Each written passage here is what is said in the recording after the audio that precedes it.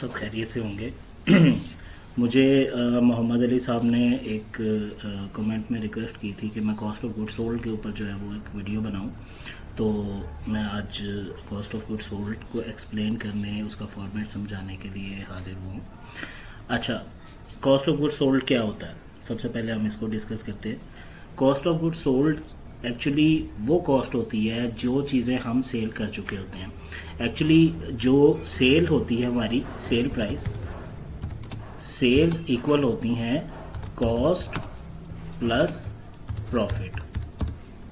ठीक है, ये एक्चुअली सेल्स का फार्मूला है कि सेल्स में दो चीज़ें शामिल होती हैं, कॉस्ट प्लस प्रॉफिट। अगर हम इसको ग्रॉस प्रॉफिट कह लें तो कुछ गलत नहीं है, क्योंकि इसमें से बाद में जो हमारे मार्केटिंग एक्सपेंसेस हैं, सेलिंग एक्सपेंसेस हैं, वो बीच में से लेस होंगे तो हमारे पास नेट प्रॉफिट आएगा। तो कॉस्ट प्लस प्रॉफिट को मिलाकर हमारी सेल्स बनती हैं। अच्छा, ये कॉस्ट एक्चुअली क्या होती है? कॉस्ट वो होती है कि जो किसी भी चीज़ को बनाने के लिए हमें इनकर होती है, मतलब जो लागत हमारी किसी भी चीज़ को बनाने के लिए आती है वो हमारी कॉस्ट होती है। ठीक है, टू द स्पेसिफिक पीरियड। अच्छा, अब हम इसको फॉर्मेट में किस तरह से एक्सप्लेन कर सकते हैं, अब हम उसकी तरफ चलते हैं। यहाँ पे मैं लिखूँगा पार्टिकुलर्स, ठीक है, और यहाँ पे हम लिख लेते हैं अमाउंट रुपीज़। एक इनर कॉलम बना लेते हैं शॉर्ट वर्किंग के लिए, और एक मेन कंक्लूजन्स के लिए हम दूसरा कॉलम बना लेते हैं। ठीक है, अच्छा, सबसे पहले हम निकालेंगे कि हमारा रॉ मटेरियल कंज्यूम कितना हुआ। ठीक है, रॉ मटेरियल क्या होता है? रॉ मटेरियल वो चीज़ होती है जिससे हम आगे प्रोडक्शन स्टार्ट करते हैं। फ़र्ज़ करें अगर हम कोई चेयर या टेबल बनाने की कोशिश कर रहे हैं तो जो हमारी वुड होगी वो हमारा रॉ मटेरियल होगा। अच्छा, इसमें भी दो चीज़ें हैं, एक डायरेक्ट मटेरियल होता है और एक इनडायरेक्ट मटेरियल होता है। डायरेक्ट मटेरियल उसको कहते हैं जो डायरेक्टली किसी भी प्रोडक्शन के लिए इस्तेमाल होती है, और इनडायरेक्ट एक्सपेंसेस या मटेरियल या लेबर वो चीज़ें होती हैं जो डायरेक्टली तो उसके साथ कनेक्टेड नहीं होती हैं, मतलब डायरेक्टली उसकी प्रोडक्शन में इन्वॉल्व नहीं होती हैं, वो उसको सपोर्ट कर रही होती हैं किसी भी चीज़ को बनाने के लिए। अच्छा, अब हम आते हैं फॉर्मेट की तरफ। सबसे पहले हमारा आएगा रॉ मटेरियल ओपनिंग, कि हमारे पास इस वक्त जो मटेरियल है वो ओपनिंग में कितना पड़ा हुआ है। ठीक है, हम सपोज हम कहते हैं कि जी हमारे पास 100 रुपये का मटेरियल पड़ा हुआ है। ठीक है, उसके अंदर हम ऐड करेंगे हमारी जो परचेजेस होंगी।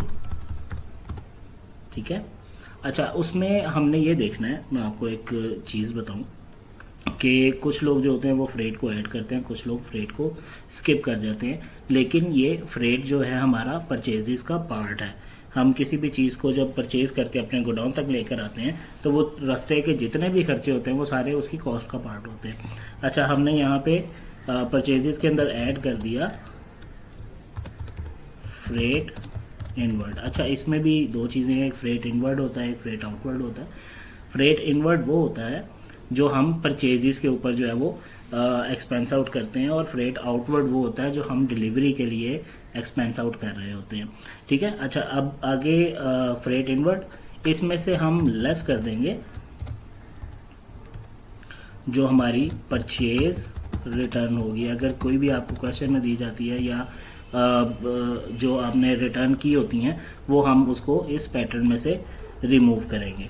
ठीक है, जब हम इसको लेस करेंगे तो हमारे पास ऑब्वियसली एक जो है वो वैल्यू आ जाएगी।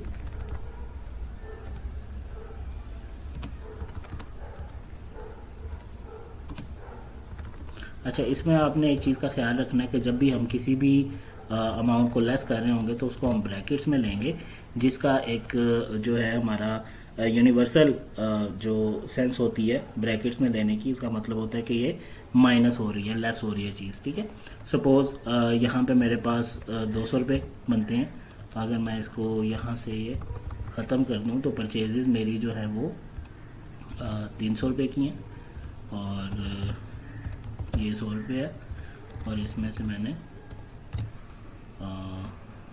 200 माइनस कर दिए तो ये 200 रुपये यहाँ पे आ गया। अच्छा, अब फर्दर हम चलते हैं ये रॉ मटेरियल को और नेट परचेजेस जो है हमारी, ये इनको उसमें से लेस करने के बाद हमारे पास नेट परचेजेस आ जाएंगी। ठीक है, इन दोनों को ऐड करेंगे तो हमारे पास ये कहलाएगी मटेरियल अवेलेबल फॉर यूज़। हम इसको raw material available for use भी कह सकते हैं, मटेरियल अवेलेबल फॉर यूज़ भी कह सकते हैं। तो ये हमारा कितना बन गया,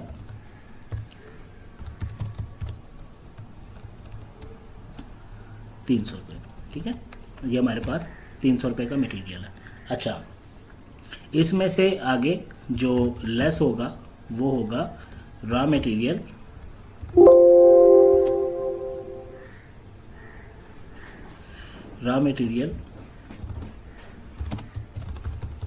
क्लोजिंग। रॉ मटेरियल क्लोजिंग क्या चीज़ होती है? रॉ मटेरियल क्लोजिंग हमारा जो होता है वो होता है कि हमारे पास इस वक्त गोडाउन में कितनी चीज़ें प्रोडक्शन के बाद रह गई हैं। जाहिर सी बात है, जो चीज़ें प्रोडक्शन के बाद रह गई हैं वो उनके तो हमने कोई खर्चा वगैरह नहीं किया है। ठीक है, वो तो हमारा एज अ स्टॉक हमारे पास पड़ा हुआ है, हमने उसको एक्सपेंस आउट नहीं किया, इस वजह से हम उसको एज एन एक्सपेंस चार्ज भी नहीं करेंगे। ठीक है, तो वो इसकी कॉस्ट में से लेस हो जाएगा। ठीक हो गया, तो हमने इसको एज डिस्कस्ड बीच में से माइनस कर दिया, तो हमारे पास क्या आ गया, रॉ मटेरियल कंज्यूम्ड। ठीक है, ये हमारे पास रॉ मटेरियल कंज्यूम्ड आ गया। अच्छा, इसके अंदर हम ऐड करेंगे अपनी डायरेक्ट लेबर, जो कि उस किसी भी चीज़ को स्पेसिफिक प्रोडक्ट को बनाने के लिए इस्तेमाल हुई है। डायरेक्ट मटेरियल हमने इसमें ऐड कर दिया,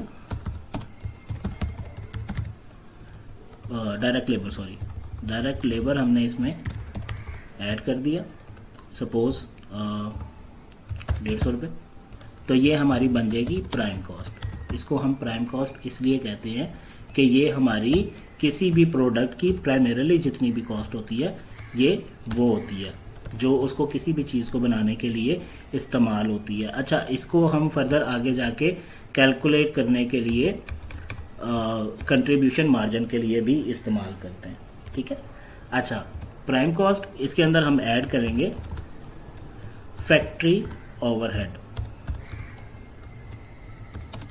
फैक्ट्री ओवरहेड जो है वो हमारा इंक्लूड होता है, उसके अंदर हमारे इनडायरेक्ट मटेरियल, इनडायरेक्ट लेबर,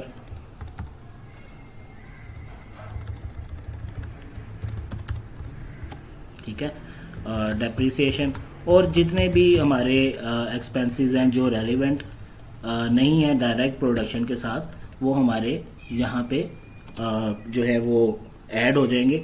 फ़र्ज़ करें इनडायरेक्ट मटेरियल हमारा 50 रुपये का था और इनडायरेक्ट लेबर हमारा 20 रुपये का था और डेप्रिसिएशन हमारी 5 रुपये की थी। तो ये सम टोटल जो है हमारा बनेगा 75 रुपीज़ का, और इन सारों को हम ऐड कर लेंगे जब, तो ये हमारा कहलाएगा टोटल फैक्ट्री कॉस्ट। ठीक है,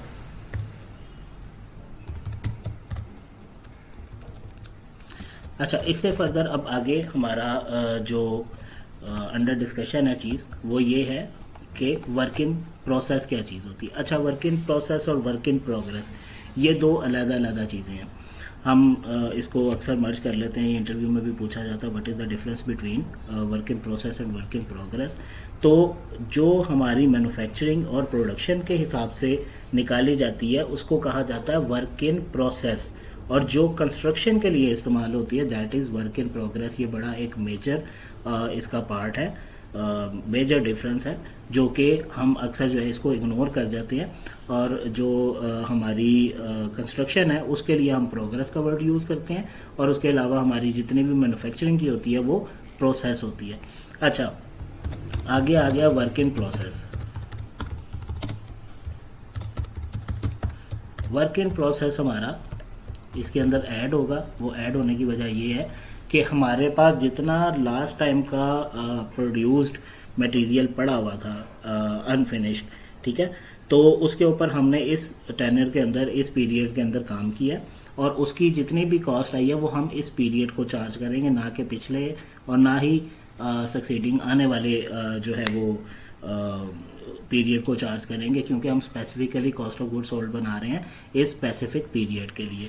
तो हम एज्यूम कर लेते हैं कि हमारा वर्क इन प्रोसेस ओपनिंग है 100 रुपये, ठीक है, तो ये हमारा उसको मिला के बनेगा cost of goods to be manufactured, ठीक है।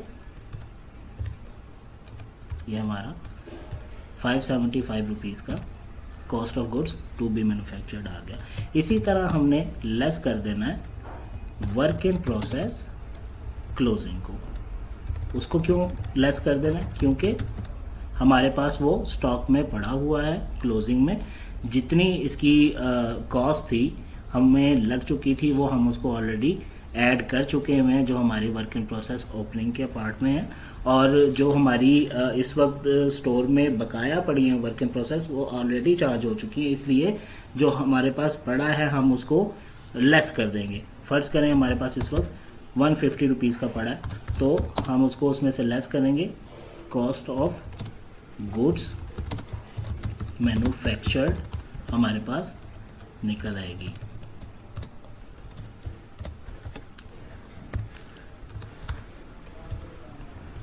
ठीक है, अच्छा फर्दर हम आते हैं, ऐड करेंगे फिनिश गुड्स ओपनिंग,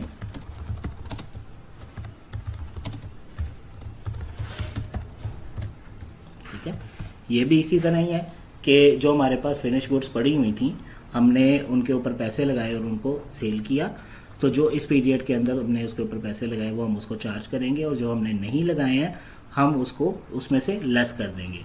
तो हमने सपोज कर लिया कि 100 रुपये जो है हमारा cost of finish goods opening है, तो हमारे पास कितना बन जाएगा, cost of goods to be sold या cost of goods available for sale, इसके दो नाम हैं, ठीक है, हम इसको किसी भी तरह से बुला सकते हैं।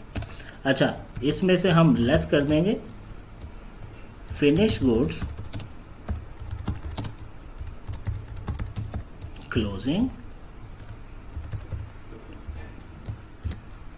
हमने सपोज कर लिया कि ये 125 रुपये है और हमने इसको इसके साथ ऐड कर दिया, तो हमारे पास आ गया कॉस्ट ऑफ गुड्स सोल्ड, ठीक है। ये हमारा कॉस्ट ऑफ गुड्स सोल्ड का फॉर्मेट है। अगर आपको फर्दर कोई क्वेश्चन हो इसके अंदर तो मुझे काइंडली कमेंट कीजिएगा, मैं उसको फर्दर जो है क्लियर कर दूंगा आपको, ठीक है। अपना ख्याल रखिएगा, अल्लाह हाफिज़।